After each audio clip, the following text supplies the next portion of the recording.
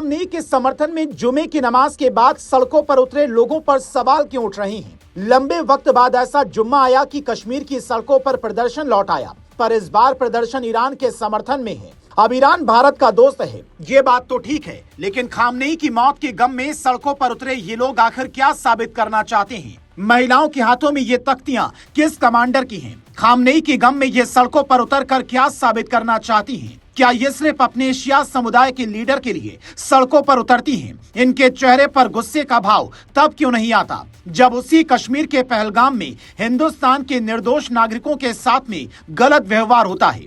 इनका गुस्सा तब क्यों नहीं उबाल मारता जब देश की सेना के जवानों पर वहां के कुछ लोग पत्थर फेंकते हैं? क्या इनका गुस्सा धर्म देखकर आता है? अगर हाँ, तो फिर एपीजे अब्दुल कलाम की मौत के बाद ये लोग इस तरीके के मातम मनाने सड़कों पर क्यों नहीं उतरे थे?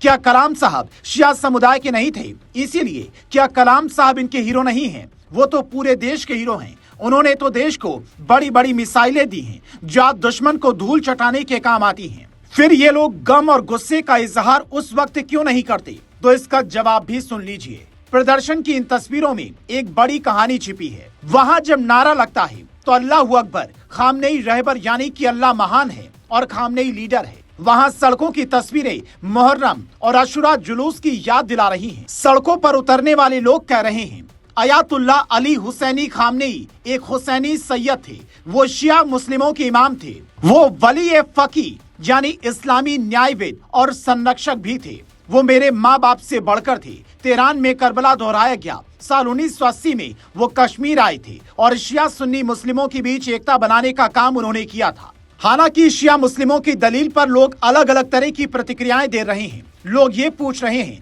कि भारत में रहने वाले वो शिया मुस्लिम जो श्रीनगर के लाल चौक से लेकर लखनऊ तक आज खामनेई के समर्थन में उतरे हैं, वो पाकिस्तान की हरकतों या देश की किसी भी बड़ी घटना पर इस तरीके से क्यों नहीं सामने आते ताकि दुनिया में एक अलग संदेश जाए। संभल के सीओ कुलदीप कुमार तो कहते हैं जिन लोगों को इस युद्ध से खुजली हो रही है तो वो यहाँ से भारतीयों को लेने जा रहे जहाज में बैठकर ईरान जा सकते हैं। संभल में किसी भी देश के समर्थन या विरोध में नारेबाजी या प्रदर्शन की अनुमति नहीं दी जाएगी। इनका ये सख्त संदेश सोशल मीडिया पर तेजी से वायरल हो रहा है, जबकि इन मामलों को लेकर पुष्पेंद्र कुलश्रेष्ठ लिखते हैं पहलगाम हमला, जो लोग चुप थे आज खामनेई की मौत पर आंसू बहा रहे हैं, विरोध प्रदर्शन कर रहे हैं, मातम मनाकर छाती पीट रहे हैं और लोग कहते हैं हिंदू मुस्लिम भाजपा करती है। हालांकि यहाँ बात सियासत की नहीं बल्कि शोक की है, और ये शोक भी सिर्फ शिया समुदाय तक सिमट कर रह गया है, वरना पाकिस्तान से लेकर सऊदी तक और तुर्की से लेकर कुवैत तक